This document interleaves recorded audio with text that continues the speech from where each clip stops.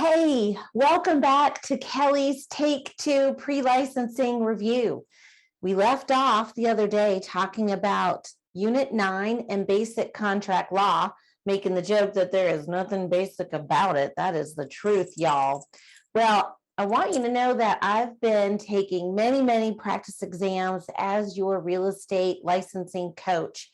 And the latest round of practice exams I've taken from PSI, the testing company, I would say the majority of the 14 contract questions really came out of Unit 9. So you want to go back, make sure you have a really firm grasp on the vocabulary from Unit 9 and that you're able to apply that to a variety of different practice test questions. But today we're going to launch into the sales contract, which if you're using the Dearborn book edition 10, this would be Unit 10. Now, I will tell you that this video should be fairly brief because the majority of what we're going to cover in Unit 10 is North Carolina specific. So there will be 2 future videos, if not 3, depending on how I break them down. One video will be on the basics of North Carolina, offer and acceptance rules, submitting of offer rules, those sorts of things. And then future videos will be us reviewing the actual standard contract form 2T that is North Carolina specific. So today, this is going to be fairly brief, a review of contracts, contract acceptance, those sorts of things. All right, so let's dive in. Go ahead and grab a piece of paper. You're going to want to write down that basically when it comes to the definition of a contract's purpose is to state all of the terms that the parties are agreeing to with no ambiguities and including all conditions and contingencies. Contracts need to be in writing according to the statute of frauds, and the statute of frauds states that a contract must be in writing in order to what? Be enforceable where? In a court of law. So all contracts must be in writing in order to be enforceable in a court of law. Remember that there are 3 easy steps to contract formation. Step 1 is the offer. Step 2 is acceptance of the offer.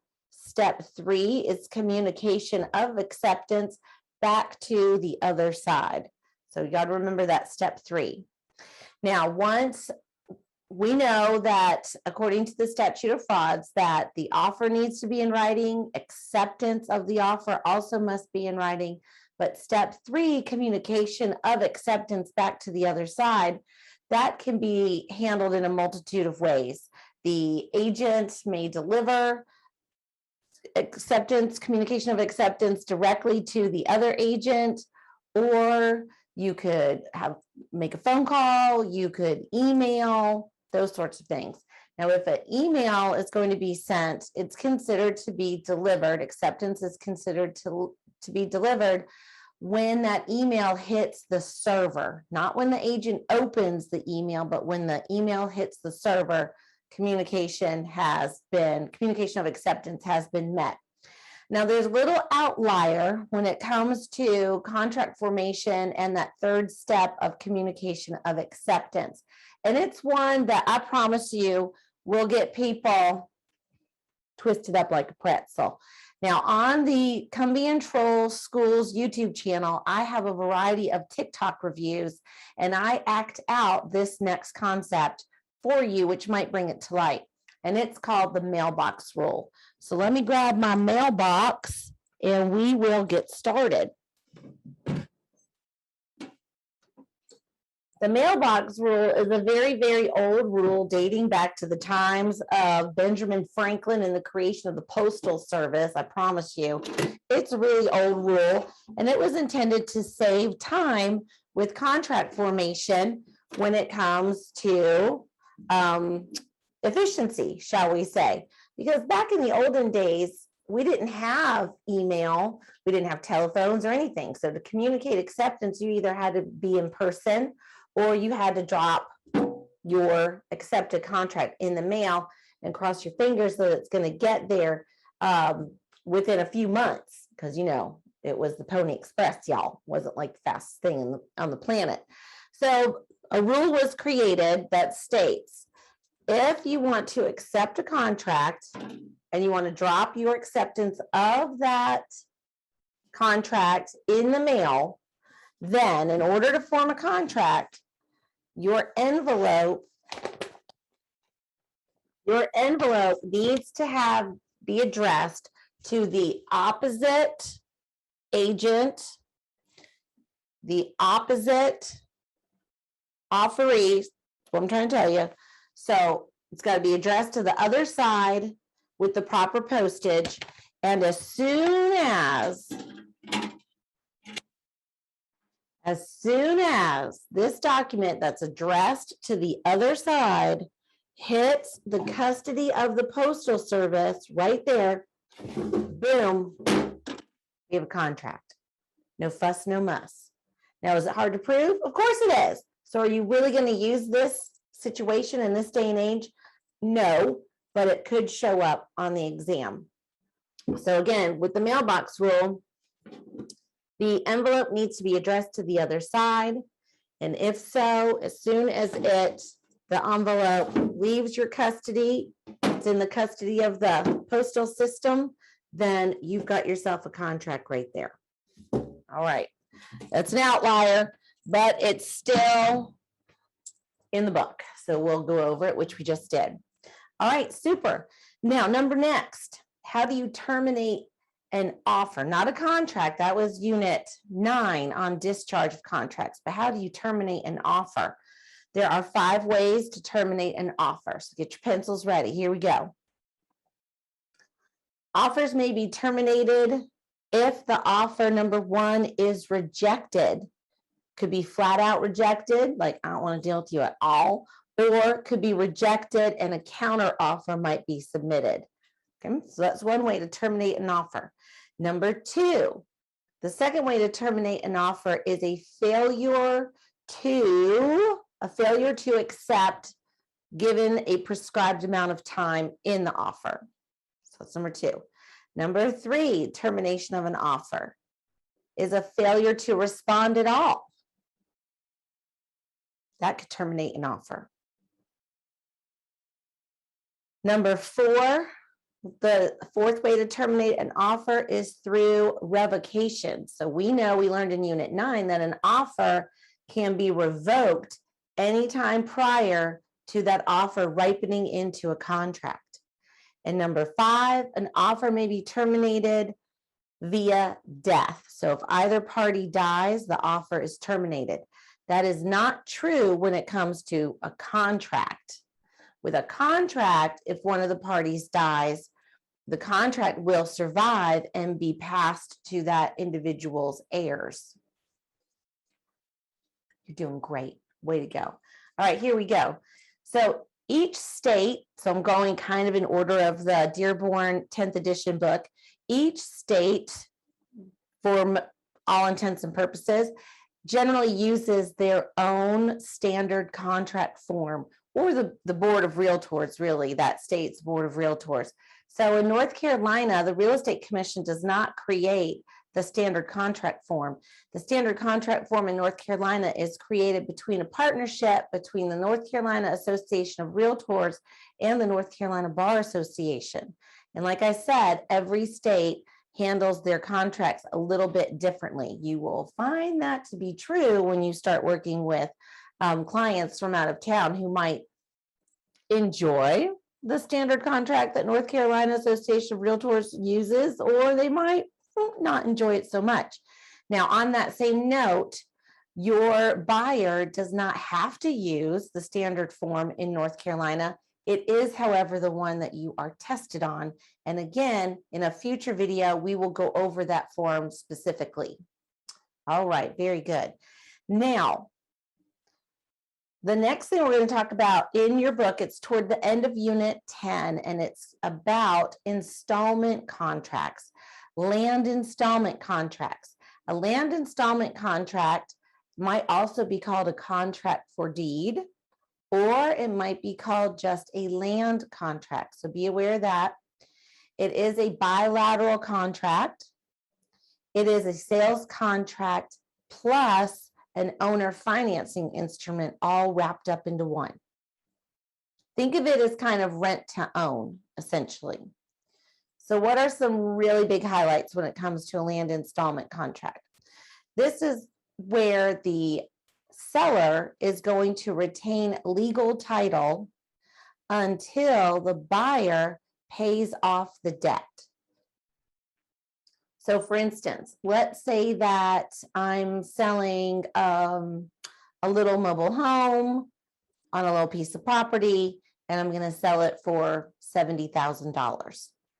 And I have an attorney draw up this land installment contract, contract for deed, land contract, whichever word is being used. I have to have an attorney draw that up because there is not a standard form to use available, at least in North Carolina anyway, to make this happen for a potential buyer. So I'm going to go to my attorney. They're going to put this together.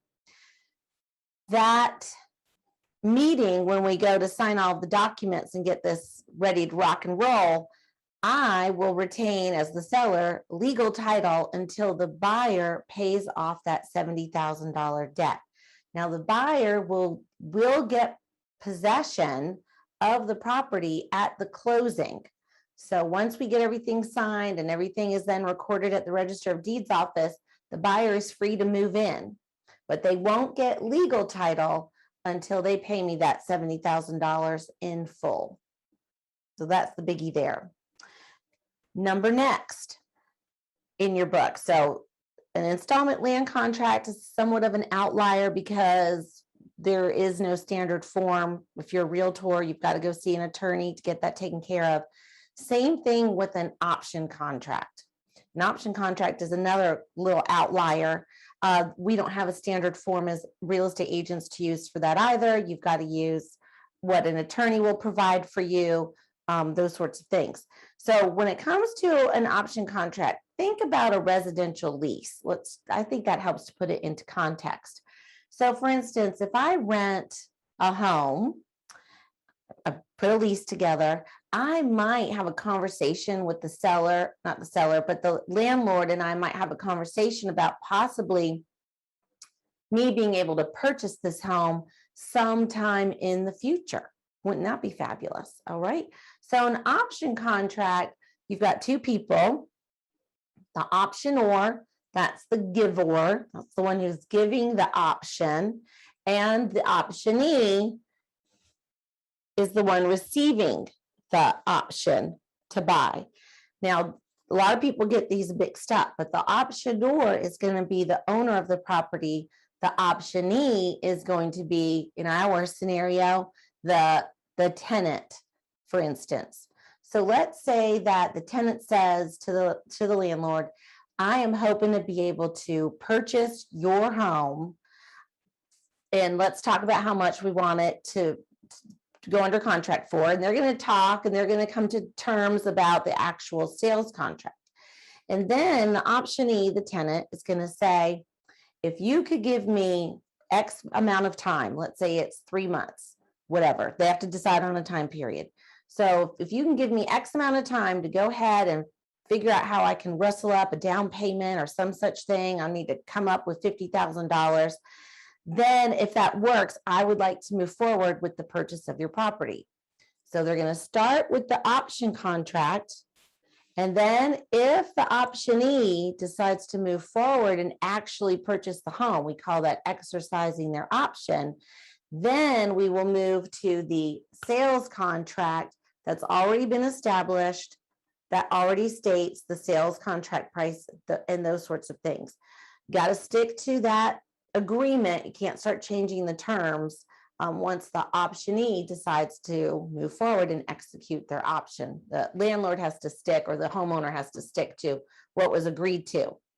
Now, that option period has to be for a stated amount of time. It can't just be loosey-goosey. It's got to be really a time frame that has a definite endpoint. So a time is of the essence date regarding the option contract. Typically, an option contract is going to come with, well, it has to actually come with consideration, which is called option money. And option money is generally non-refundable if the optionee chooses not to move forward with the purchase. Generally, that stays with the homeowner.